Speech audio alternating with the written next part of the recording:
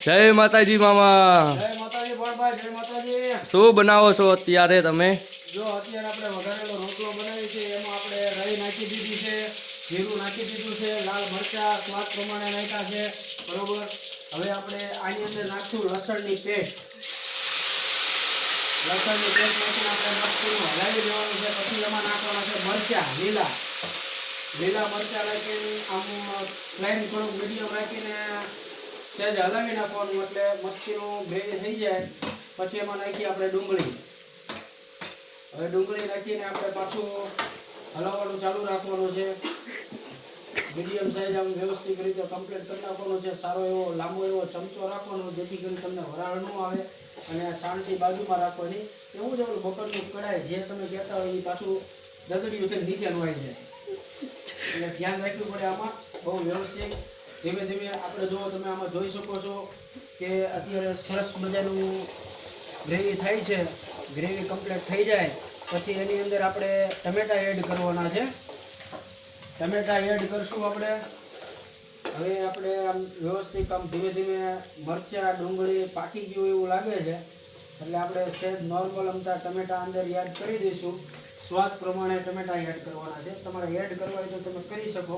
આ આપણો ઘરનો બનાવેલો મસાલો, એટલે કે જોરદાર મસાલો છે, ઘરનો બનાવેલો. આ ટીપ હું કોઈને કહેતો નથી કે કેવી રીતે બને એમ. આ હું કોઈને શીખવાડતો નથી. મસાલામાં મારા જાદુ છે. આ મારો જાદુ મસાલો છે. હવે આપણે આની અંદર કરશું ટમેટા એડ.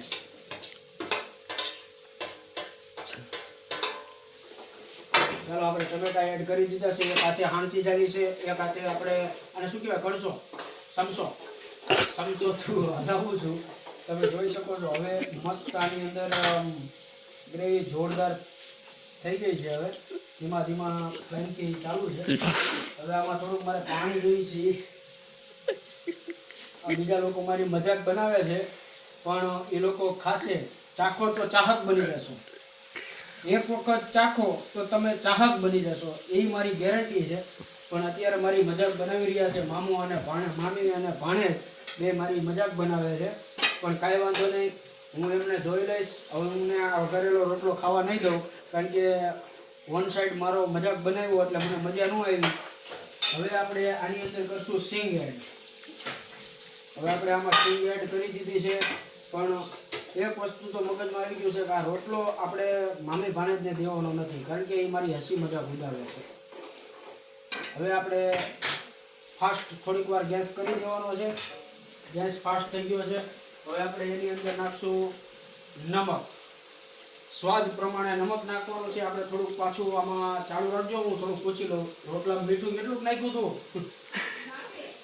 હા, તો આપણે સ્વાદ પ્રમાણે મીઠું નાખી દીધું છે. કોઈને જોતું હોય તો માટીથી નાખશે. હવે આમાં આપણે થોડીક હળદર નાખી દઈશું. હળદર નાખી દીધી છે. હવે આપણે જેવું તીખું ખાવું હોય તેવું આપણે આમાં ચટણી નાખવાની છે.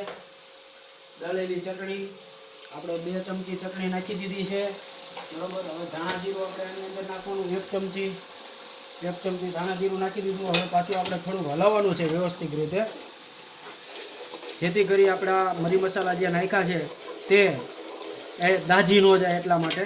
હવે આની અંદર આપણે બધું ગ્રેવી કમ્પ્લીટ થઈ ગયું છે. અને આ છે આપણો બાજરાનો રોટલો. બાજરાના બિસ્કિટ કહેવાય. આ બિસ્કિટ આપણે ધીમે ધીમે આમ નાખી દેવાના છે. બાજરાના બિસ્કિટ નાખી દીધા છે. હવે પાછું આપણે આને હલાવી લેવાનું છે.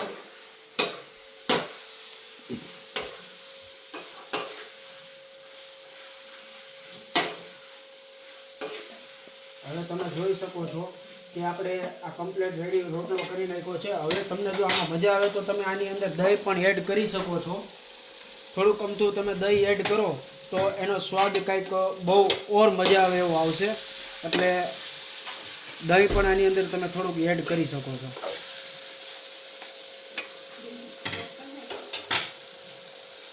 સ્ટોપ કરજો. હવે આપણે આની અંદર જુઓ તમે દહીં થોડુંક સ્વાદ પ્રમાણે એડ કરશું. જાજુ દહીં ન નાખતા, નકર ખટ મીઠું થઈ જશે, એટલે સ્વાદ પ્રમાણે મેં દહીં એડ કર્યું છે. હવે આ દહીં આપણે પાછું મૂકી દઈશું, જેનું છે એનું આપણે જોતું નથી, કારણ કે દહીં દેવામાં તો બળતરા કરે છે. એટલે આપણને મેળ આવે નહીં. કોઈનું દહીં લેવો કાલ તમારું દહીં પાછું આપી દઈશું.